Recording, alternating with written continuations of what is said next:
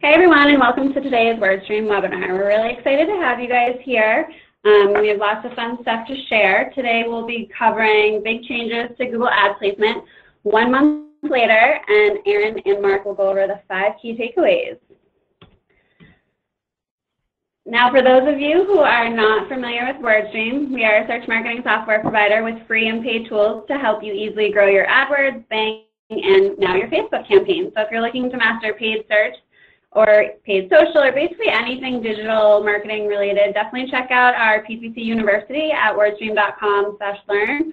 And you can also check out our blog for kind of like a one-stop shop for all things related to paid search. It'll provide you with a ton of information you need to stay on top of everything going on in this kind of ever-changing industry that we're in. A couple of housekeeping items before we get into the content. We definitely encourage you to be vocal on Twitter today. Join in the conversation. You can follow at WordStream and then our 2 presenters at Erin Sagan and at Mark Irvine 89. And also, just as a heads up, you'll receive an email later today with the recording and slides. So if you missed something, if you're not able to, scrabble down your notes or whatever, you'll definitely have time to review it and share it with colleagues. And we'll also have dedicated time for Q&A, so don't be shy. Definitely submit any questions that you have for Erin and Mark in the question box, and we'll get to as many as possible. Now, I have the great pleasure of introducing our 2 rock star presenters today. First up, we have Mark Irvine. He is our senior data scientist here at WordStream. He's been here for 3 years now. A fun fact that I like to share is that he's training for his first half marathon, which is super inspiring, so way to go, Mark.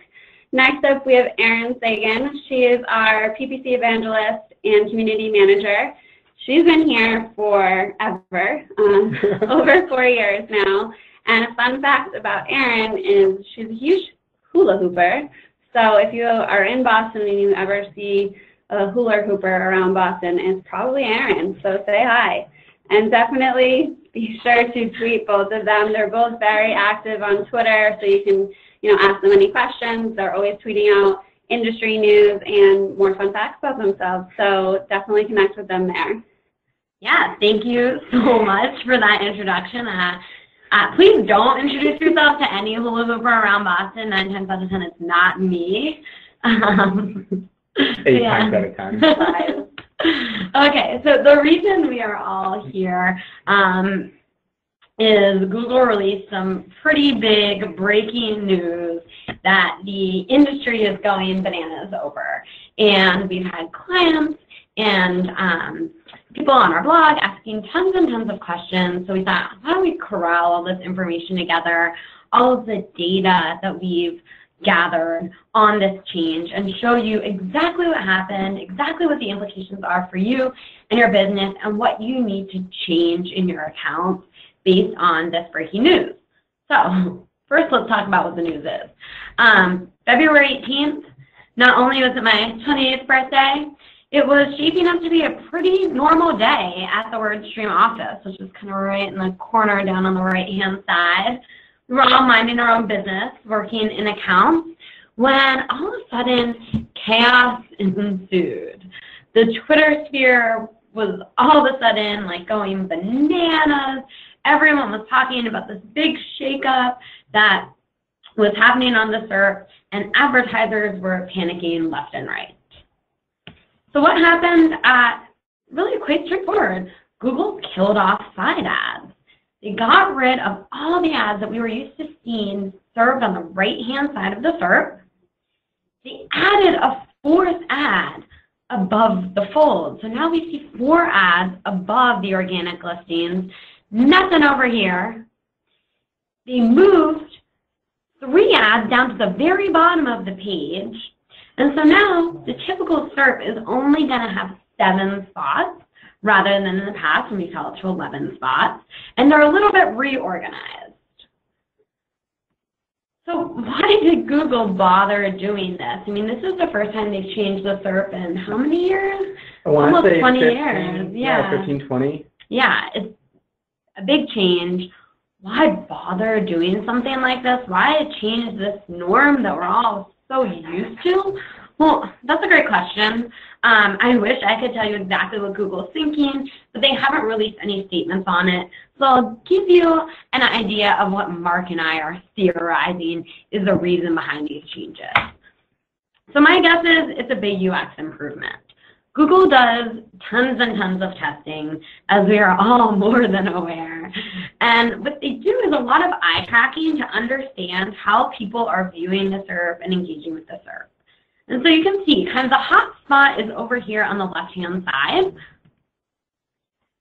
When there's a graph on the right-hand side, there's a little bit of engagement.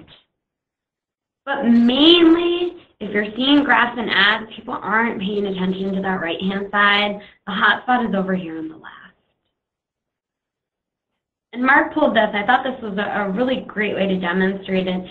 In the past, we had more of an F-shape directions that our eyes were looking at. And now it's kind of evolved this process to really a more streamlined approach only on the left-hand side, kind of going from an F to a capital I or a lowercase L, if you will. And this change closer aligns us with the mobile experience. So we're all pretty familiar with the mobile SERP. It is a totally streamlined experience, straight line. There's nothing on the right-hand side. There's no room for anything on the right-hand side. When we look at the desktop SERP now, they actually look pretty similar. So I think Google is really trying to give us a streamlined experience, an experience that we're used to regardless of the device that we're working on. And that's my guess for why they moved the ads to the bottom and nixed the ads at the right. So some of you might be kind of looking on your SERP and noticing this doesn't always hold true. Maybe you are still seeing ads on the right-hand side. Probably not.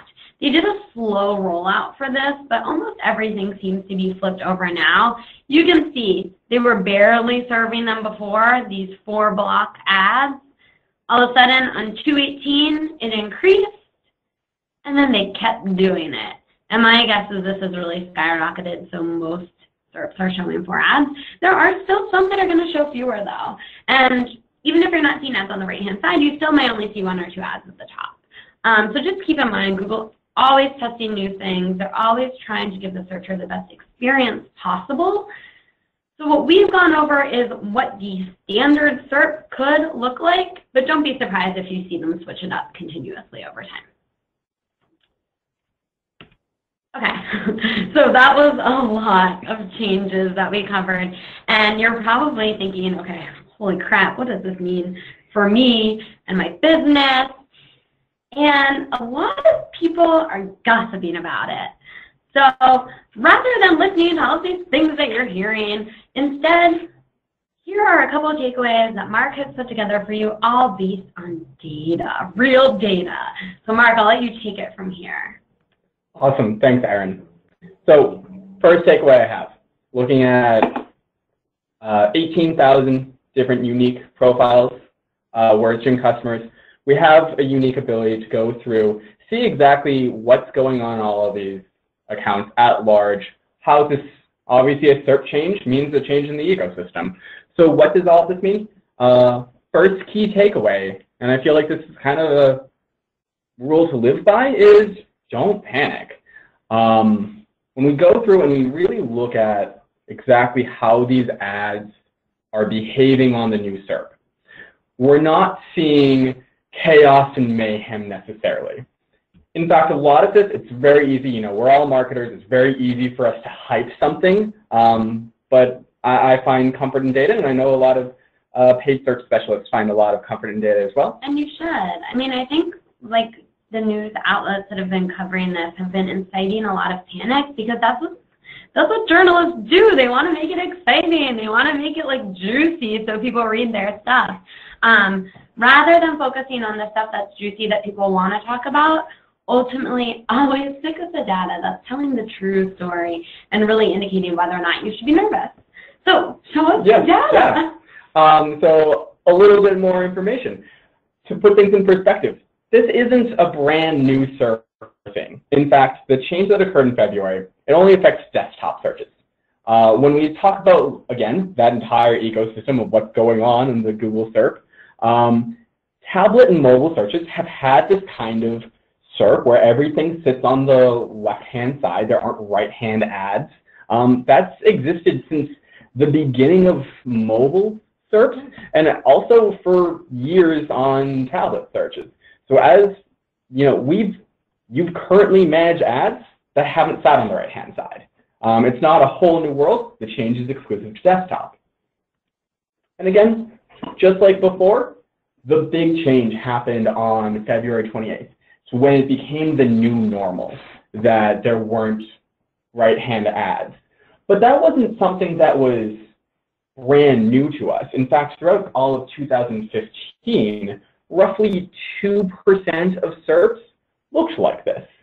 Having that 4-pack of ads at the top and that 3-pack at the bottom was still a way that the SERP could serve, and it served roughly 2% at a time over the course of 2015. It just now this has become the new normal. So this isn't blowing things completely out of proportion here, but let's see exactly how ads have performed since. And again, the data I'm going to tell you today suggests it's not a paradigm shift. Again, lots of pundits are able to go in and say, wow, this week or this past week, my results are up, my results are down, it has to be because of the SERP. They write a blog post, they take to Twitter. It's really easy to, this is a really convenient excuse to blame poor performance, a really exceptional performance in an account. Hey, and like to be totally honest, if there was a paradigm shift, it would be the first place I would turn to explain poor or great results. So what Mark is saying is if any of your clients are mad at you because they're not doing a great job, start blaming it on them. Yeah. Here's your scapegoat. But the reality is this really isn't the scapegoat. Yeah, so when we look at exactly what has changed, people are saying, hey, obviously you're moving around where the ads are sitting. There's going to be some natural interaction in terms of like click-through rates have to change somehow. And we are seeing that, if anything, click-through rates are improving some after the SERP. Across all positions, across Google Search, across Google Search partners, we're seeing on average that this desktop search click-through rate, which previously sat around 2.1, 2.2%, since the SERP change, we're seeing that average click-through rate begin to increase across a number of accounts. Again, thousands of accounts here. So while these changes aren't monumental, they are certainly significant when you look across 18,000 accounts, going from a 2.1% click-through rate to a 2.5 or 2.6% click-through rate. That is effectively, you know, a 20% increase in click-through rate. And it's unusual to see that kind of large trend across 18,000 accounts. Yeah, 18,000 accounts. And I think this is also unsurprising because Google wants our ads to do well and they want advertisers to be happy. Mm-hmm. So ultimately, like, they're not making changes out of the blue. They're testing these changes for a long time, as we see. They want you to get better click-through rates. They don't want CPCs to skyrocket because they don't want people pissed off at them. We are their main source of revenue. So kind of take comfort and refuge in the fact that Google actually is probably making changes like this because they want things like this to happen. They want these pretty positive graphs, not scary negative graphs. Right, and again, Google makes its money by having people click on these ads.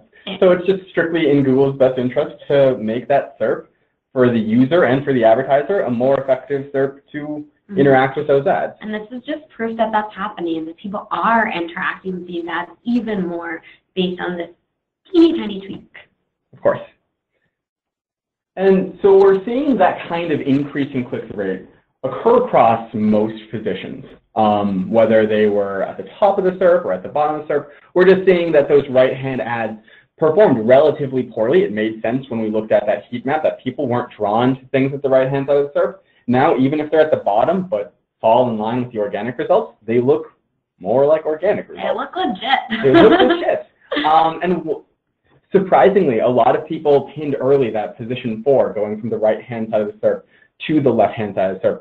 It was going to be the big winner of this change. Yeah. Not going to lie, that was my assumption. Yeah, of course. I thought it would blend in with organic and get way higher click-through rates than it ever had before. And in defense of, Erin, and quite frankly, my original thought was position 4 has seen increases in click-through rate, previously sitting around 0.5% average click-through rate across our portfolio of 18,000 clients. It's now gained some 0.6, 0.7% on average. That's a significant gain for it. But what kind of shocked us was we saw that position 3, definitely the surprise winner of this SERP change, whereas other positions saw smaller increases in their click-through rates. Position 3 basically went from this slightly below 1% click-through rate to now like double that, and it's basically held that for a long time. And it's explaining that is kind of my theory is probably as good as any of yours. I feel that position 3, now that's not abutting that organic, now that doesn't really appear, position 3 felt like it was the loser of the top spots. Now that's kind of doesn't have that stigma associated. I see a lot more people interacting with it. In the very least, the data coincides with that agreement. I can't wrap my head around this. I cannot, because that's the best theory I've heard, but this really, really shocked me. But what was also really great news to hear, like this is pretty exciting stuff, and just yet another positive thing out of these changes. And so, of course, winners here, but people, again, like Erin was saying, people on Twitter going to the rally call of, well, of course Google's doing this, it's going to cause cost per clicks to skyrocket, there's fewer ad spots on the SERP, why wouldn't that make everything more competitive? And what we're seeing is, looking at that cost per click trend since the SERP change happened, we're not seeing that large shift in cost per click trends. In fact, here we're looking at 4 weeks of data. Blue lines here are pre-SERP change, orange lines after the SERP change. If anything, we're seeing cost per clicks have come down slightly, likely in part due to that increased click-through rate, increasing only score, that kind of narrative. But we're not seeing competition for these ad spots become more fierce. It's not like previously people really fought to be in a position. Most advertisers fight to be profitable on the SERP. And whether you're on the right or left or the top or the bottom or position 4 or 3 never really became the make or break point for people's businesses. So at the end of the day, we're not seeing a shift in cost per click one way or the other. And very similarly, when we look at click volume, we're not seeing that this change of the SERP is causing people to engage, to click on more or fewer ads either. If anything, there's a small gain in the number of total search clicks from these ads, but that's not, it falls in line with exactly what we would expect previously. So all wrapping up into don't panic. It's no big deal. Like, this is all just no big deal. There's a couple cool things, but I don't know. Yeah. And of course, so a lot of people are kind of, again, big change. We're all looking for data. We're all marketers. We all tell a story. Journalists out there are, of course, crave the story. And like, guys, I'm guilty of this too. When I first started looking into this data, I really wanted there to be an exciting story. Big drama. That really, all the data really speaks to there not being something along those lines, for better or worse. However, there is a SERP change. Obviously, ads are moved out of place, and that does come into play. Google's showing fewer ads. So when we look at impression share across different positions, of course, people who are in positions 8 through 11 find themselves without any impression share after that SERP change. But on the whole, we do see that now, post-SERP change, it becomes more difficult to make the SERP. So you're less likely to show up in, if you are currently in position 7 or if you're currently in position 4, you're less likely to make that SERP than you were previously. Previously, it was still fairly easy to show a bad ad on a bad SERP and no one was going to click on it. Very frankly, when we say that if I'm saying click-through rates are up and clicks are constant, then just by the nature of that relationship, we have to assume impressions are down. And we're seeing this play out. People who are bearing the brunt of this SERP change are most likely brand advertisers whose primary metric that they were optimizing for was impressions or for reach. There is, very simply put, fewer impressions out there. Could just mean that we're not mapping out bad ads to bad searches, though. But the good news is that these ads that aren't being shown now weren't really generating many clicks to begin with. So when we look across, again, that entire world of what was going on in SERP, where those clicks were going, they typically fell in positions 1, 2, or 3 before the SERP change. Positions 4 and 5 got a fair share of clicks, but everyone really low on the SERP, everyone who hardly made the SERP to begin with, got a very small number of clicks, and now they're getting an even smaller number of clicks.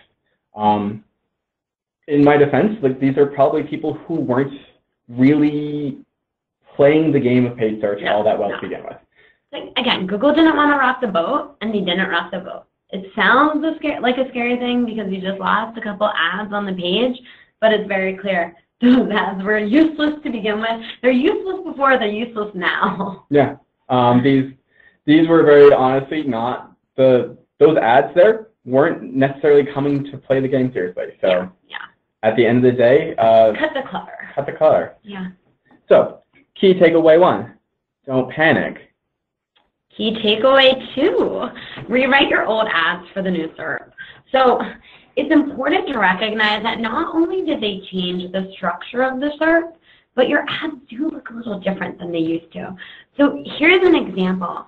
In the past, when we had those ads on the side, as you can see here, up here on the left-hand side at the top, the ads were structured a little bit differently. They were kind of stacked in the way that you typically expect to see them, or you were building them in the AdWords interface, right? You had your headline, followed by the display URL, description line 1, description line 2.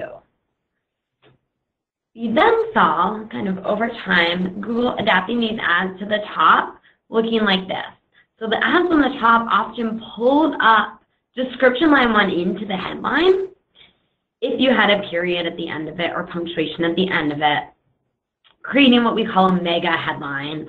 The mega headline was followed by the display URL, and then finally description line 2. We saw that these ads were getting better traction to begin with. For some reason, they resonated more with people. That mega headline worked wonders.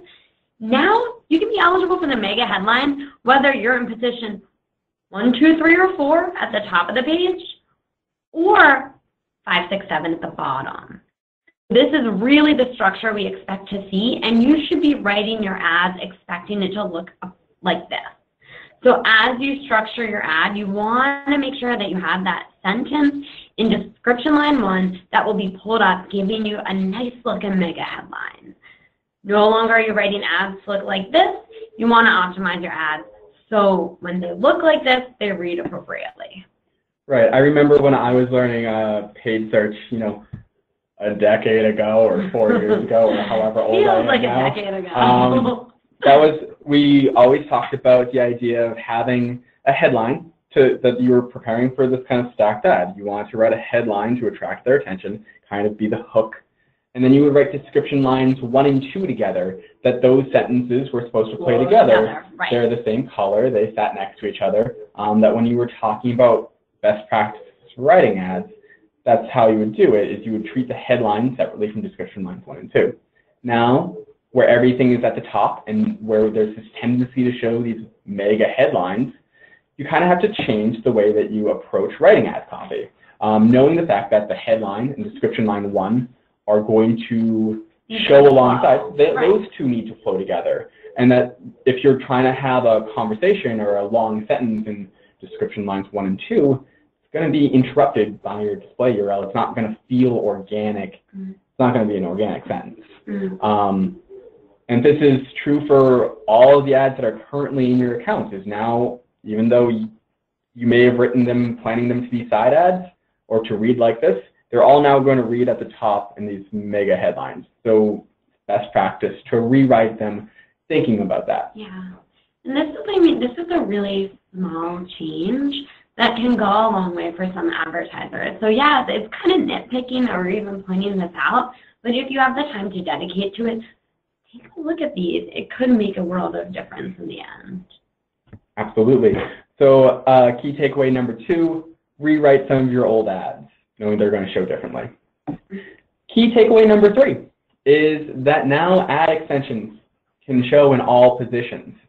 Previously, we would have conversations with advertisers, and ad extensions really became a huge sell to those top positions, particularly position 1, but they were most likely to be shown in positions 1, 2, and 3, the ones that were traditionally at the top of the SERP. Now that everything is in line with the left, we're seeing these ad extensions in all positions, not just in positions 1, 2, and 3, but also in 4, but also in the 5, 6, and 7, now at the bottom of the SERP. Right. So we can still see all of these ad extensions come through at the bottom. So previously, a lot of these smaller guys, you know, it became a side task for them to create ad extensions because they were unlikely to show to begin with. That it didn't become a priority for them because they knew that they were in position 5, position 4, what have you. Now even position 7, still likely to show site links, still likely to show location extensions, call extensions. This is a great way to attract more traffic, increase your click-through rates, and ultimately increase your quality score. I wouldn't even say this is like a bonus that you should try and do. I'd say Google teed this up and told us every advertiser should be using them when they changed the ad rank formula. They made it not an extracurricular activity for people who are trying really hard and are advanced in paid search. They're saying everyone absolutely needs to use these extensions, and this just makes it even more clear and nails that point home that you have to do it. So if you don't have these enabled, take the time to set them up today. It's very, very easy, but believe me, an ad is way less appealing when it doesn't have these extra bells and whistles. And if everyone's doing it and you're the odd man out, especially if you're at the bottom of the page, you are really going to miss out on some of those clicks. Yeah, it's so easy to lose that real estate on the SERP as is. Right, like, look at this guy. Angie's list is killing it, right? Their ad is only 3 lines. And then they add these guys at the bottom, and it just makes it so much more compelling. Absolutely. Angie's list. That's what's up. Killing it. All right. Key takeaway number 4, optimize for shopping.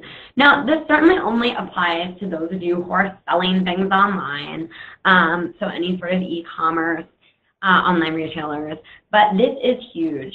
You're probably already running shopping campaigns, and you may have noticed they're doing really freaking well now. And that's because, as you can see here, shopping ads are showing more and more frequently. Because even though Google nixed the ads on the right-hand side of the SERP, they didn't stop putting the shopping ads on the right-hand side of the SERP, which means people must have been engaging with them while they were there. No surprise, you have these like super compelling, exciting pictures. People freaking love pictures. But you really want to make sure you are going all in on shopping. I mean, this graph speaks volumes. Mark showed us shopping ads are showing more and more frequently. You want to make sure that if you're showing, you're doing well, and you want to make sure that you're showing. Yeah, I mean, now that there aren't ads there, there's this big white space there. Google's going to be tempted to show something there. And what we're seeing is that shopping ads are 25% more likely to show now because they're one of the few things that can show in that giant white space. When we looked at the eye heat mapping tests, it showed that people weren't drawn to that space to begin with. The only exception, unless there was a picture. So we talk about optimizing for shopping. We really talk about making the pictures of your product attractive. Yeah.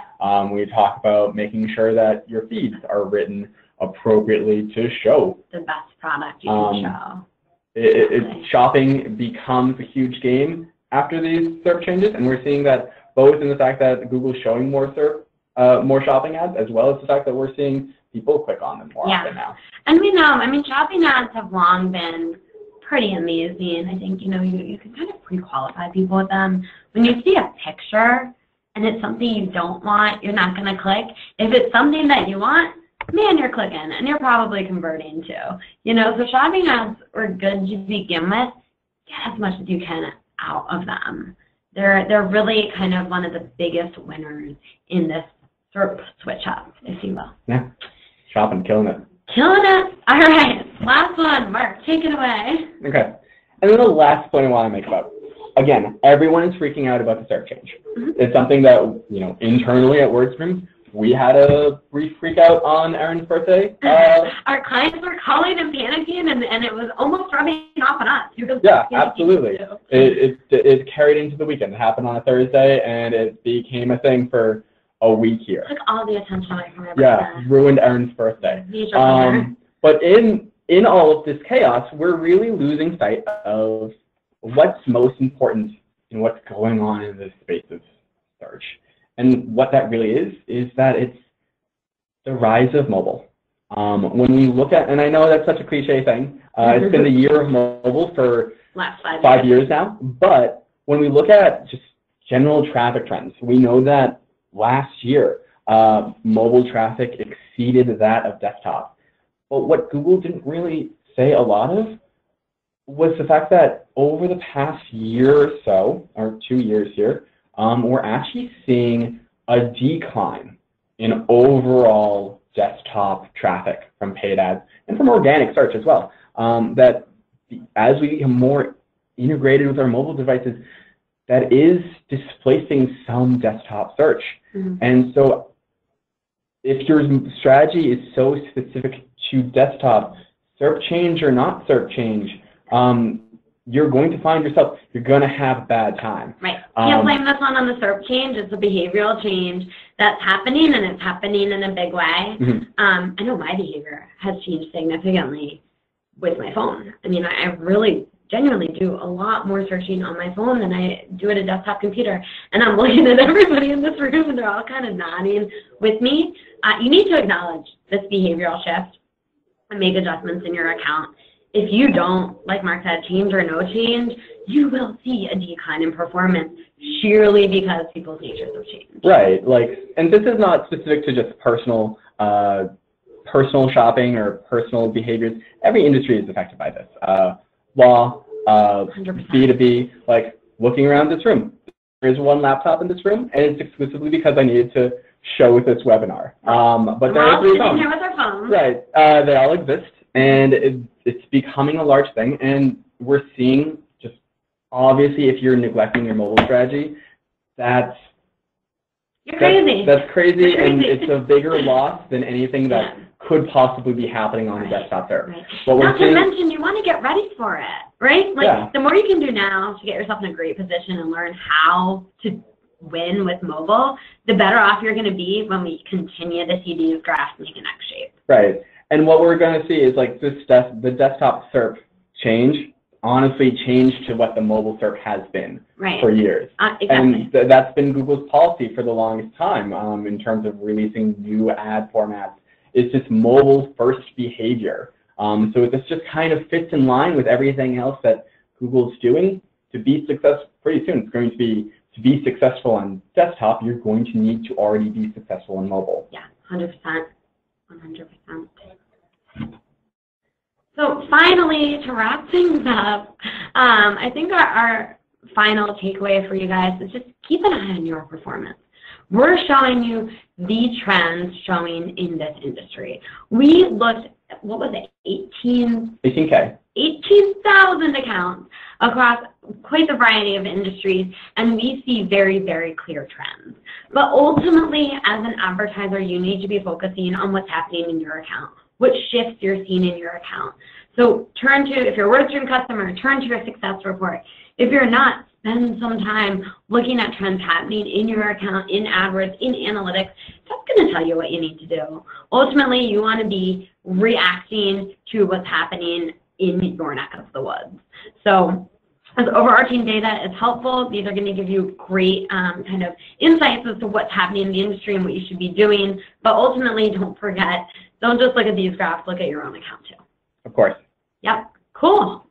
So So we're going to pass it over to Callie because she has a couple of special offers for those of you who attended the webinar. I do. Thanks so much, guys. That was awesome. I know I learned a ton, and I think you put a lot of people's fears to rest here. Trying to.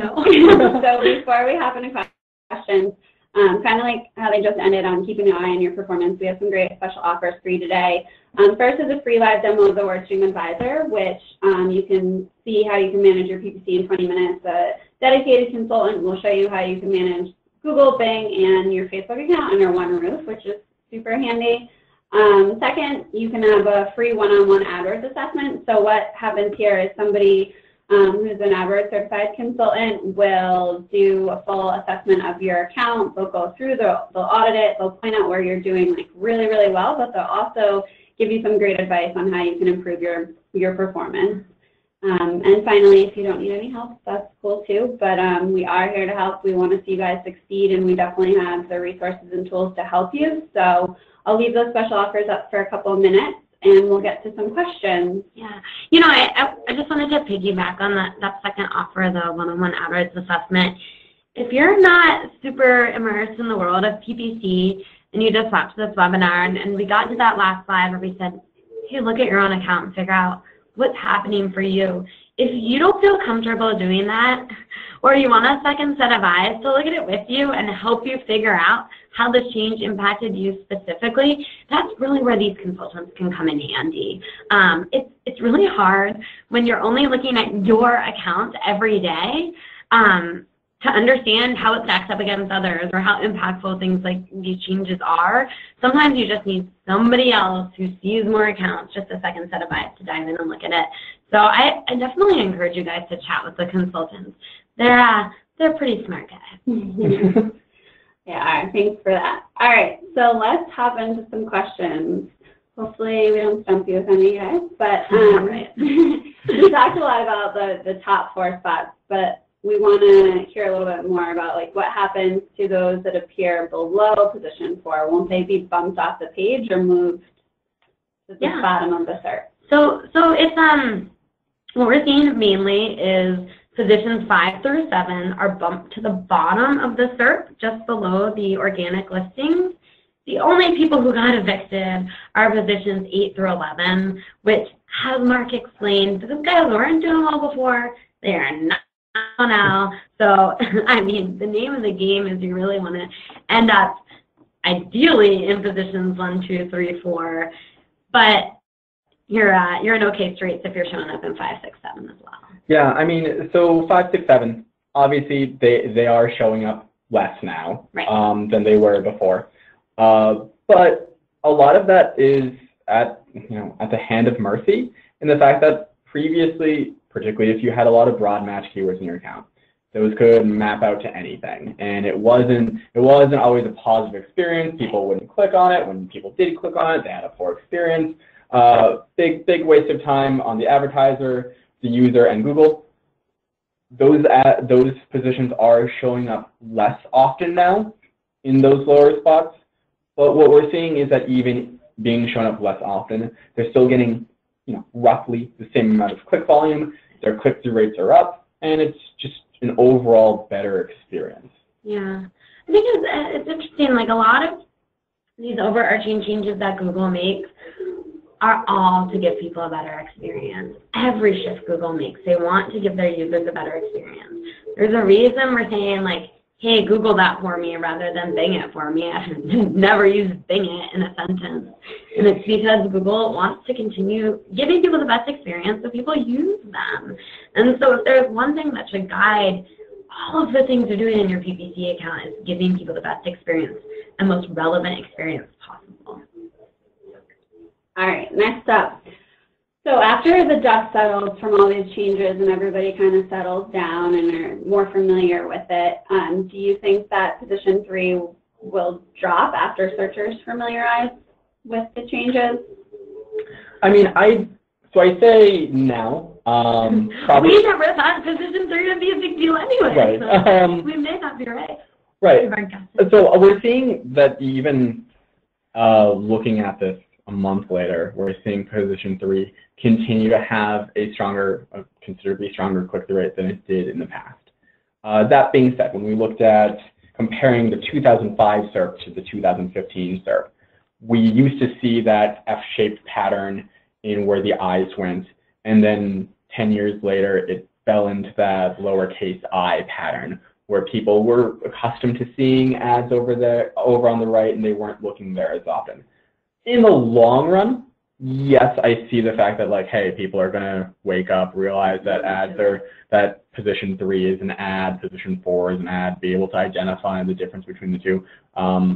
People are slowly waking up to the fact that Google is an ad-serving platform as opposed to just a free resource. But they're also warming up to it because, again, we're giving people good ads and good experiences and blinging out our ads with all these helpful informational extensions.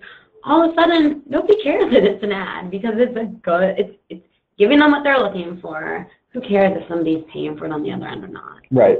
So to answer your question, in the immediate future, I continue to see position 3 outperforming what it was and doing a lot better. But years down the line, I can totally see the argument that it, like all things, click-through rate is going to diminish. Yeah. All right. I have a 2-part question. Yeah, get ready. About ad extensions. So first, do ad extensions increase the cost? Nope. Okay. Nope.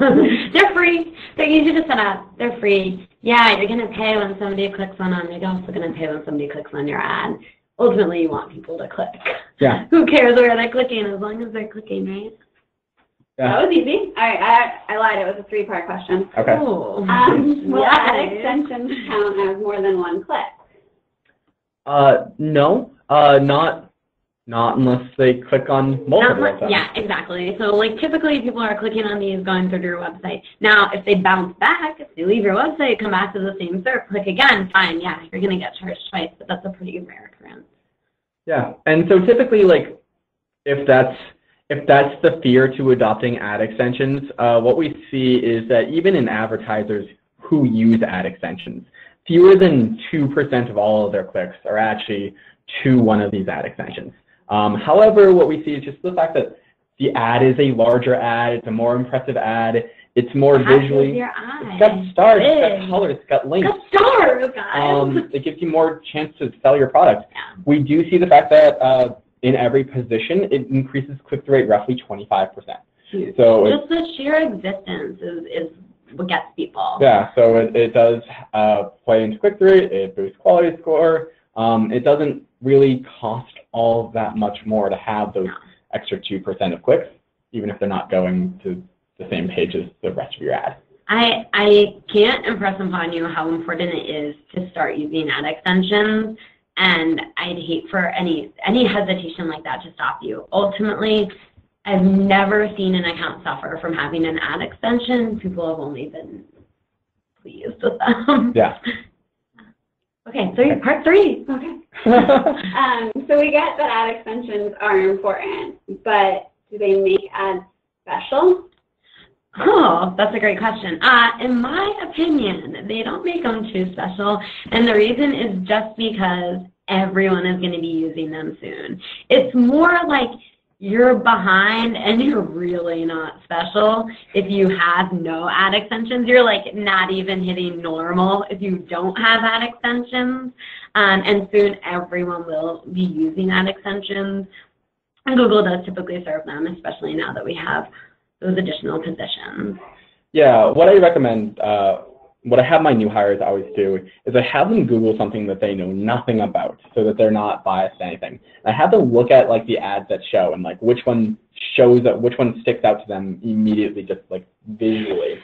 And rarely ever do they say, oh, it's the one that has a 25 character headline and 35 characters. It's not the 90 character ad. Even if it's in first position. Even if it's in first position. It's the one that has, it's got pretty stars, and it's got the blue links, and it's got a whole you where you're located, where the business is located, and gives you their phone numbers, like everything you could possibly dream for. Right, and like I'm a data scientist. I'm not a marketer at heart.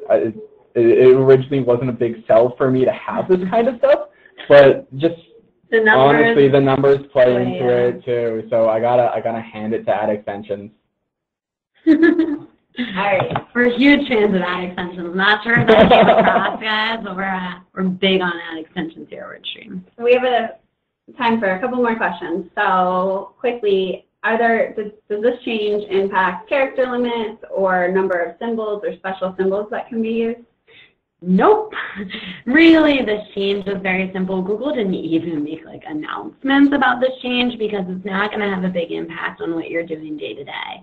Yes, we saw that the serving structure will be a little different. We'll see way more mega headlines. That's the only change in your ads. Still no special characters, still no abbreviations, still stuck with the same character limits.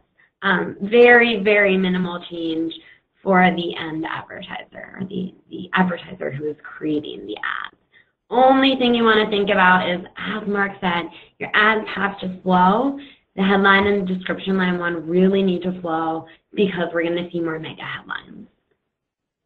Alrighty, moving on. Since there are fewer ads, do you think that this means there's a bigger price for AdWords? And/or do you think that this new change is creating a bidding duel between advertisers, and how do you differentiate? So yeah, that was, again, one of the first theories we were wrestling with. Panicking, yeah. Relieved to say that it hasn't really come up. The idea is that the theory was the fact that because we go from having a maximum of 11 spots on the SERP to now only having 7 spots on the SERP, that was just going to decrease supply and demand, prices rise, right? That was the theory. But we're really not seeing that play out so much, at least certainly not yet. We're seeing the fact that, like, hey, these people that we cut out of the SERP, these were people who were hardly on the SERP to begin with. They were bidding low to begin with. And quite frankly, most of the searches that they're not serving to were further away from their core business. That it wasn't valuable for them to be on the SERP, and so Google kind of angel of mercy saved them. Did them a favor. Yeah. Fixed them. And user is happy. Most advertisers seem to be happy. We're not seeing cost per click increases at this time. Yeah. So it's not becoming more expensive to show up on the SERP.